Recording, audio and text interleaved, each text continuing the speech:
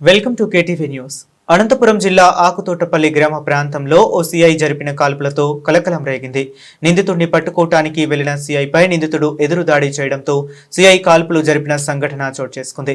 నిన్న రాత్రి అనంతపురం నగరంలోని అరవిందానగర్లో రాజా, అజయ్ మరో ఇద్దరు స్నేహితులతో కలిసి మద్యం సేవించే క్రమంలో గొడవ చోటు చేసుకుంది. అజయ్ రాజాను ఇంకొంచెం మద్యం పోయాలని అడగడంతో ఇరువురి మధ్య తీవ్ర స్థాయిలో గొడవ చోటు చేసుకుంది. ఈ నేపథ్యంలో అజయ్ రాజాను కత్తితో దాడి చేశాడు. కత్తి దాడిలో గాయపడిన రాజా ఆసుపత్రిలో చికిత్స పొందుతున్నాడు. పరిస్థితి విషమంగా ఉంది. ఈ నేపథ్యంలో రెండో పట్టణ పోలీస్ స్టేషన్ సిఐ శ్రీకాంత్ తన బృందంతో నిందితుడు అజయ్ ను పట్టుకోవడానికి ఆకుతోటపల్లె గ్రామానికి వెళ్లాడు. నిందితుడిని పట్టుకునే క్రమంలో అజయ్ సిఐపై కత్తితో దాడి చేశాడు.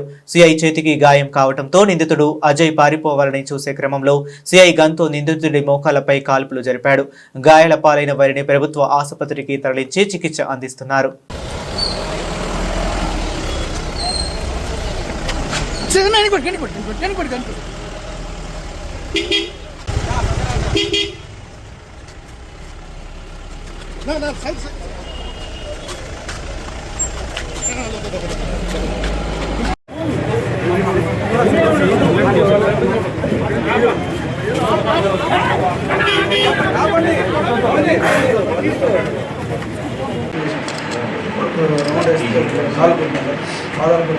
మొగాలు అయిపోయినాక మన స్టాఫ్ వచ్చేపాటికి ఒక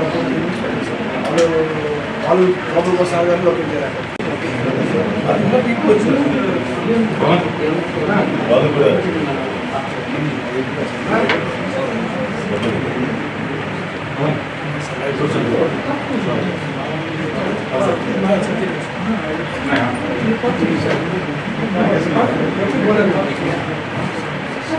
తోట చుట్టూ ఎగ్జిట్లో ఏమైనా పెట్టవచ్చు, చుట్టూ మనం కనెక్షన్ నేను లోపలికి ఎంటర్ అయినాను. అజయ్ సడన్గా తాకుపోయాను సార్. మరి మరి రెండోసారి ప్రయత్నం చేశాను.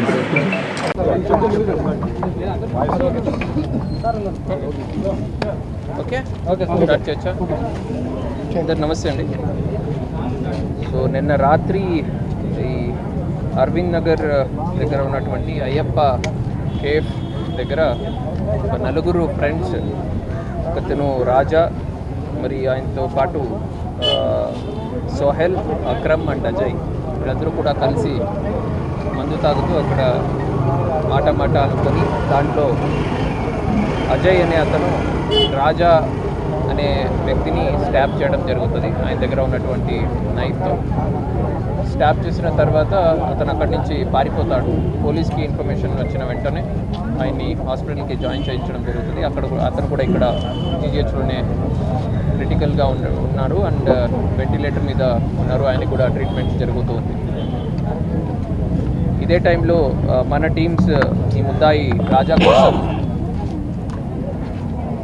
సర్చ్ చేసినప్పుడు అజయ్ కోసం సర్చ్ చేసినప్పుడు అతను అబ్స్కాండ్ అయి ఉన్నారు. సో ఈరోజు మార్నింగ్ కొద్దిగా ఇన్ఫర్మేషన్ రావడం జరిగింది. దాని బేసిస్ మీద ఈ టీవీ టవర్ ఏరియాలో అతను ఉన్నారని.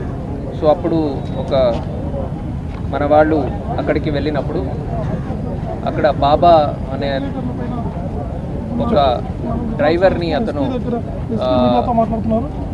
బాబా అనే ఒక ఆటో డ్రైవర్ని కూడా అతను స్టాప్ చేసి అక్కడి నుంచి అబ్స్కాండ్ అవ్వడం జరుగుతుంది. ఇమీడియట్గా మన వాళ్ళు అక్కడ ఉన్న పోలీస్ టీము ఆ బాబాకి బాగా ప్రీవియస్ ఇంజురీ అవ్వడం వల్ల అతన్ని ఇమీడియట్గా హాస్పిటల్కి షిఫ్ట్ చేయడం జరిగింది.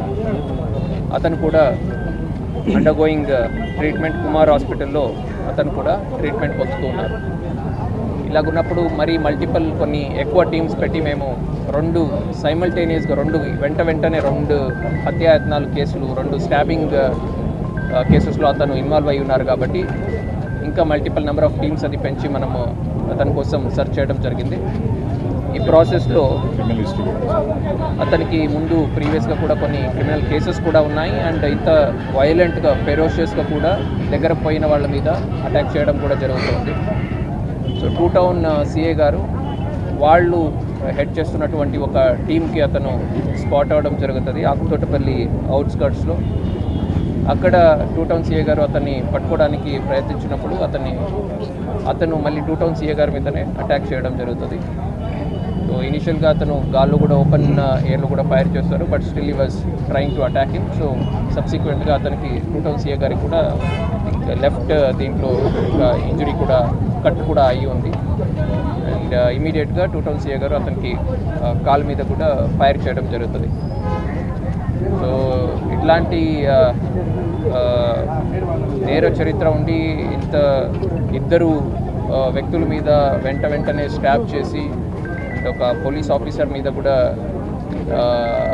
ఇలాగా అటాక్ చేసినటువంటి వ్యక్తి మీద చట్టపరంగా చాలా గట్టి చర్యలు తీసుకోవడం జరుగుతుంది. అండ్ ఇతనికి కన్విక్షన్ వచ్చేటట్టు కూడా అతి తొందరలో కన్విక్షన్ వచ్చేటట్టు కూడా మేము కన్విక్షన్ ప్రాసెస్ కూడా ట్రయల్ ప్రాసెస్ కూడా మనం ఫాలోఅప్ చేసుకొని అతనికి కన్విక్షన్ వచ్చేటట్టు మేము చేస్తాం. అది మాత్రమే కాకుండా అతనికి అండ్ వాళ్ళ ఫ్యామిలీకి ఉన్నటువంటి అసెట్స్ ఏమున్నాయి దానికి కూడా ఫ్రీజ్ చేయమని చెప్పి ఆ అసెట్స్ కూడా ఆస్తులు కూడా జప్తు చేయడానికి గవర్నమెంట్ కూడా మేము రాయడం జరుగుతుంది. Thank you sir. అతను కొన్ని టాటూస్ అన్ని కూడా బాడీ మీద కూడా కొన్ని టాటూస్ ఉన్నాయి. సో బేసికలీ మందు తాగుతూ బయట తిరుగుతూ చోరీలు చేసుకొని టూ వీలర్స్ అన్ని చోరీలు చేసుకొని ఆ డబ్బుతో జల్తా చేస్తున్న ఒక బ్యాచ్కి సంబంధించిన వ్యక్తి అతను. సో దాని రిలేటెడ్ అతను కొన్ని టాటూస్ అన్ని కూడా అతని బాడీ మీద మాకు కనపడుతుంది. సార్ పబ్లిక్ ఏమైనా మెసేజ్ ఇస్తారు? నిన్నటి నుంచి అతను కత్తితోనే తిరుగుతున్నాడు, ఒకే కత్తితో ముగ్గురుపై దాడి చేస్తాడు కదా, ఎలాంటి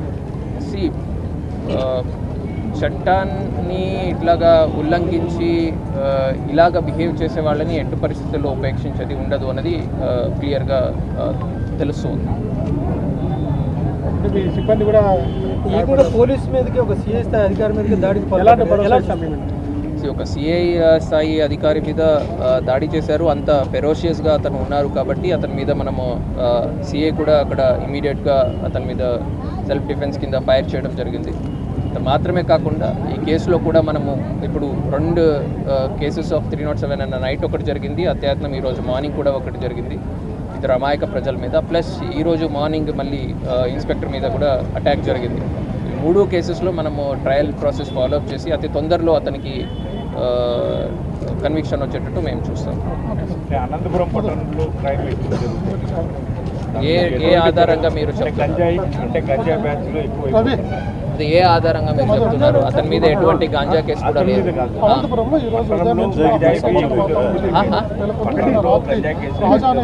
మీరు ఏ ఆధారం మీద చెప్తున్నారు? నా స్టాటిస్టిక్స్ అయితే అట్లాగా చెప్పట్లేదు. లాస్ట్ ఇయర్ క్రైమ్ ఈ ఇయర్ క్రైమ్ చూస్తే అది చెప్పట్లేదు. Thank you.